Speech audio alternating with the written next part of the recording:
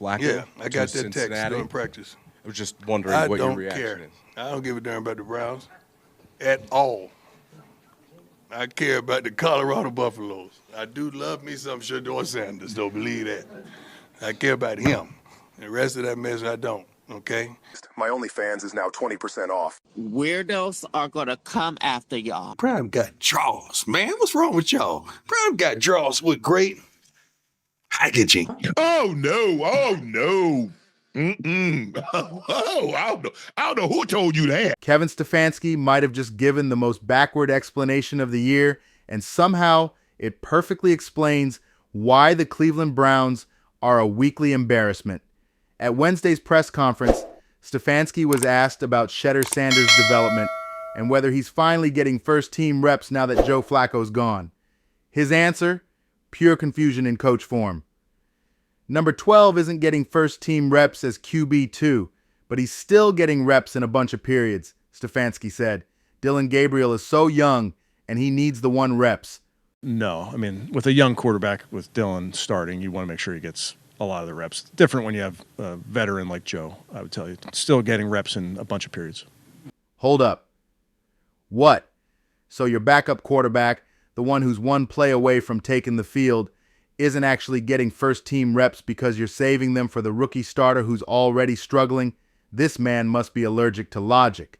The Stefanski paradox. Let's unpack this insanity. If Dillon Gabriel goes down, who plays? QB2, right. If Dillon Gabriel needs rest or gets hurt mid-drive, who steps in? QB2. So why isn't he practicing with the starters, running with the first team, learning their timing, cadence, and rhythm? Can somebody help me make sense of this?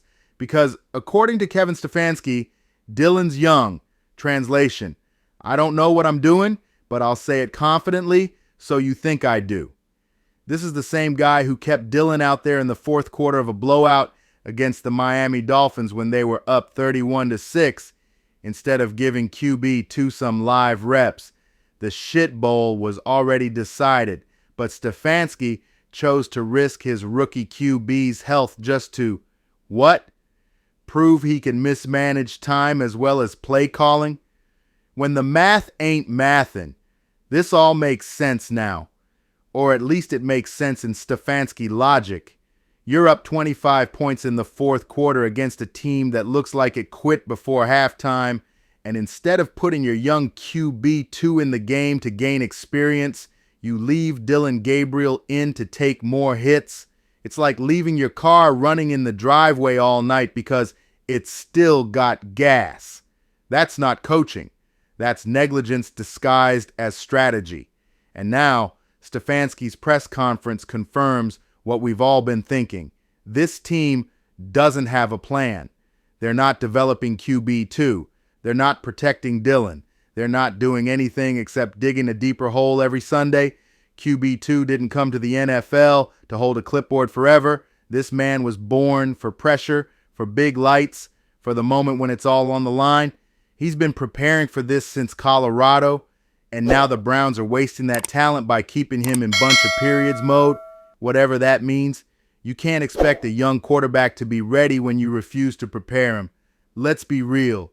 QB2 has already shown more maturity and leadership at Colorado than most of this Browns coaching staff. If you're scared to give him a real shot, maybe you're the problem, not him. Same Stefanski story, different week. This is just another chapter in the Kevin Stefanski Will Do Better trilogy. Every week it's the same quote. We got to do better. We'll learn from this. We have to execute. Nah, coach, you have to execute. This offense hasn't scored 20 points in forever until the shit bowl against Miami, and your idea of player development is keeping your best potential option on ice because you're scared of disruption. Newsflash. Disruption is how great teams evolve. If Mike Tomlin had this roster, he'd already had number 12 throwing bullets by now. If Sean Payton had him, he'd be ready to run an offense by midseason. But in Cleveland, we're too busy counting period reps and pretending it's progress. It's the same thing every week. Weird excuses, no accountability, and no results. Stefanski's over here treating QB2 like a long-term science project while the fan base is watching this team crash and burn in real time. If the Browns actually cared about the future, they'd start preparing it now, not when it's too late, because at the rate this team's going, Dillon Gabriel's going to get flattened behind that line, and then we'll all be hearing Stefanski say, "We just didn't have enough reps ready for QB2, and that'll be the moment when every Browns fan collectively screams, 'We told you so,' and you're fired." Bottom line, Kevin Stefanski keeps proving why Cleveland can't have nice things. You've got a potential star in quarterback 2, a quarterback room that's one hit away from chaos, and a fan base begging for change. And instead of fixing it, you're giving press conferences about a bunch of periods. Maybe it's time to cut his reps instead. If you see these dogs in your front yard, just know upstairs I'm going hard. Bing bong. Coming. I already made reservations. That's the believer. Are you the believer or the believer? I know who I am. We gotta find out who you are. I'm coming.